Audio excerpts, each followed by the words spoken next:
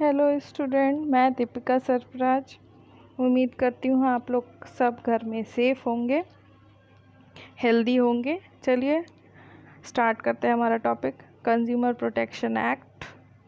पहले पार्ट में हमने कंज्यूमर प्रोटेक्शन की हिस्ट्री जानी थी, इतिहास जाना था, कैसे उपभोक्ता संरक्षण अधिनियम लाया गया, कहाँ से शुरुआत हुई, उसके बाद इसमें उपभोक्ता कौन होते हैं और उनको किस चीज़ों से शॉपकीपर्स या विक्रेता या फिर निर्माता एक्सप्लॉइट कर सकते हैं, यानी हानि पहुंचा सकते हैं। और कुछ कंज्यूमर की डेफिनेशन जाने थे। अब इस पार्ट में हम जानेंगे कंज्यूमर राइट के बारे में। भाई एक्ट बना है तो एक्ट में क्या होगा, बेसिकली आपके अधिकार होंगे, आपको उससे बचने के लिए उस अधिकार का जानना बहुत आवश्यक है। टोटल 8 अधिकार हैं।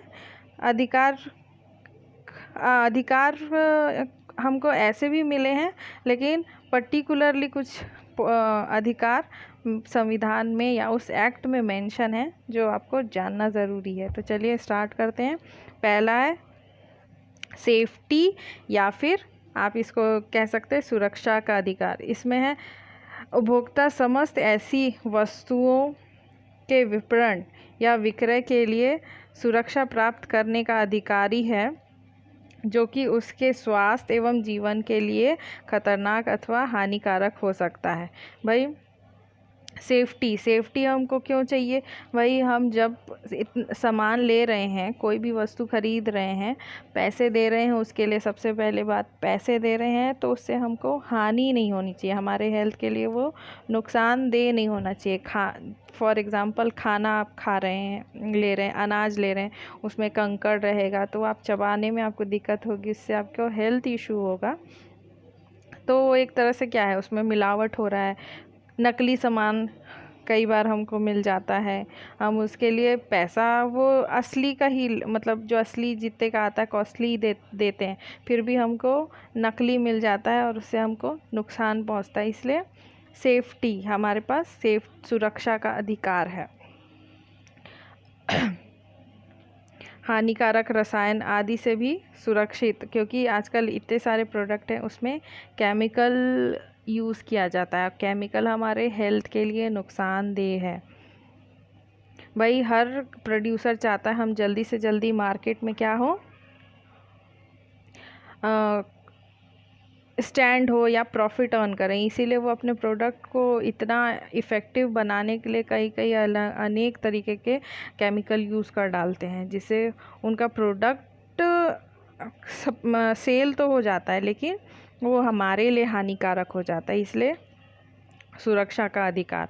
दूसरा है चयन का अधिकार, राइट टू चूज़ जिसको कहते हैं, या फिर right to choice.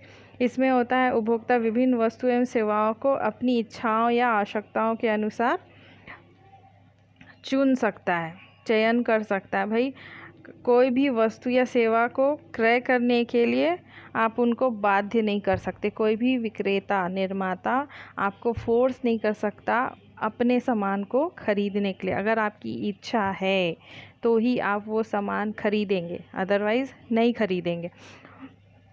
For example market में इतने वैरायटी में आपको शैम्पूज़ मिलेंगे, साबुन मिलेंगे, टेलीविज़न है, फ़ोन के ब्रांड की वैराइटीज़ है, number of brands are there, कितने सारे ब्रांड्स है, लेकिन आप उसी ब्रांड का सामान लेते हो जो आपको पसंद है या जो आप यूज़ करने के आदी हो। तो ये चूज़ करने का आपके पास अधिकार है कि आप वो सामान अपने पसंद से चूज़ कर सकते हो। तीसरा है राइट टू बी इन्फॉर्म्ड, सूचना प्राप्त करने का अधिकार। इसमें आता है उपभोक्ता किसी वस्तु या सेवा क्रय करने से पूर्व उसके संबंध में आवश्यक जो सूचना है वो प्राप्त करने का अधिकारी है। भाई आप कोई सामान ले रहे हो, सिर्फ आप ब्रांड के नाम से तो नहीं खरीद सकते हो ना, उसमें क्या है, कौन सा इंग्रेडिएंट यूज़ हुआ है, कितना केमिकल है, कितना सेफ़ है आपके लिए, ये सब आपको जानने का अधिकार है। उसका कितना वेट है, क्वालिटी कैसी है, सब चीज़, वज़न, नाप तोल आपका अधिकार है। आप उसको जान सकते हो। आप प्रोड्यूसर से, शॉपकीपर से उसको पूछ सकते हो भाई। और एडवर्टाइजमेंट भी जब कोई प्रोड्यूसर करता है तो उसमें भी आपको सही इन्फॉर्मेशन देना ज़रूरी है। अगर हो सकता है कंज्यूमर को गलत इन्फॉर्मेशन मिल गई और आप उस प्रोडक्ट को ख़रीद लिए तो वो आपके लिए सेफ्टी नहीं रहेगा, आपको नुकसान पहुंचा सकता है। इसीलिए आपको जो सूचना है वो भ्रमित नहीं करना चाहिए। कंज्यूमर को, उपभोक्ता को सही इन्फॉर्मेशन, सूचना देनी चाहिए और सही विज्ञापन में भी जो है वो सही आपको बताना चाहिए, सुरक्षा प्रदान करनी चाहिए। अगला है सुनने जानने का अधिकार, जिसको हम लोग बोलते हैं राइट टू बी हर्ड। इसमें उपभोक्ता क्या है, जो प्रोडक्ट है उसके बारे में संरक्षण कैसे पा सकता है, ये सब चीज़ उसको जानने का अधिकार है, सुनने का अधिकार है।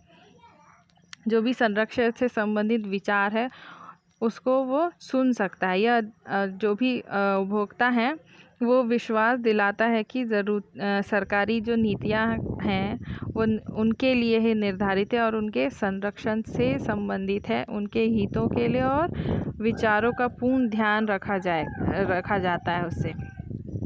भाई जो भी सरकारियाँ नीति बनती है कंज्यूमर के लिए, सामान खरीदने के लिए, उसमें आपको क्या किस चीज़ से नुकसान है, किस चीज़ से आपको ज़्यादा हानि पहुंच सकती, ये सब सुनने का उनको अधिकार है। कोई भी प्रोड्यूसर ये नहीं कह सकता है कि आप ये गलत इन्फॉर्मेशन दे रहे हैं, हमारा प्रोडक्ट बिल्कुल अच्छा बना है। भाई अगर गलत है गलत है। अगर कोई बोल रहा है, बीच में एडवर्टाइज आया था, न्यूज़ आया था मैगी के लिए, भाई वो गलत है गलत है। आप अपने प्रोडक्ट को अगर उसमें कुछ मिलावटी है, ख़राब है, तो वो है, तो ये जानने का अधिकार है। आप उसमें किसी को भी उपभोक्ता को भ्रमित नहीं कर सकते हो। अगला है उपचार का अधिकार, राइट टू बी रेड्रेस। इसके अंदर उपभोक्ता अपनी शिकायतों या समस्या को न्यायालय में ले जा सकता है। भाई अगर आपको प्रॉब्लम है, तो अगर आपको चोट लग गई है, किसी चीज़ से आपको नुकसान हो गया है, तो आप उसके लिए लड़ सकते हैं। ऐसा नहीं है कि आपको चोट लगी है तो आप डॉक्टर के पास नहीं जाएंगे। भाई उपचार ज़रूरी है। अगर आपको नुकसान हुआ है, मान लो एक्सीडेंट हुआ है, तो आप क्या करते हैं, पुलिस थाने जाते हैं ना, जिससे आपका एक्सीडेंट हुआ है उससे आप पैसे लेते हैं, चाहे आप कुछ भी कमीशन लेते हैं, कमीशन नहीं बोलूँगी, आप उनसे हेल्प लेते हैं ताकि वो आपको सेफ्टी प्रोवाइड कर सके। इसलिए यहाँ पे उपचार के लिए आपके पास ये अधिकार है कि अगर आपको कोई भी विक्रेता नुकसान पहुँचा रहा है, यानी गलत सामान देके, तो आप न्यायालय में जाके इसकी शिकायत कर सकते हैं और वहाँ पे अपने जो भी आपको नुकसान हुआ है उससे मुक्ति पा सकते हैं। अगला पॉइंट है शिक्षा का अधिकार, यानी राइट टू एजुकेशन। इसमें क्या है, उपभोक्ता व्यापारी के शोषण से मुक्ति पाने के लिए, जो भी अपने हितों की रक्षा के लिए जो भी ज्ञान है, जानकारी है, प्राप्त करने का अधिकारी है। भाई अगर उसको 1 किलो वज़न कितना होता है नहीं मालूम, तो अगर कोई उसको 900 ग्राम भी दे दे तो वो सोचेगा कि 1 किलो है। तो ये सब बेसिक जो जानकारी है वो भी आपको मालूम होना चाहिए। उसके लिए आपके पास राइट है, शिक्षा का अधिकार है, शिक्षा का। भाई जब तक ये नाप तोल कैसे पकड़ेंगे आप, कम नाप तोल का कोई दे दिया सामान, तो इसीलिए शिक्षा सरकारी और गैर सरकारी माध्यम से आप उपभोक्ता पा सकता है। ऐसा ज़रूरी नहीं कि स्कूल में एडमिशन लेना, और नॉर्मली आप कहीं भी इन सब चीज़ों की जानकारी ले कि कितना होता है, क्या होता है, आप संस्था में जाएं, ये आप जान सकते हैं। अगला है मूल्य या प्रतिफल का अधिकार, जिसको बोलते हैं राइट टू वैल्यू।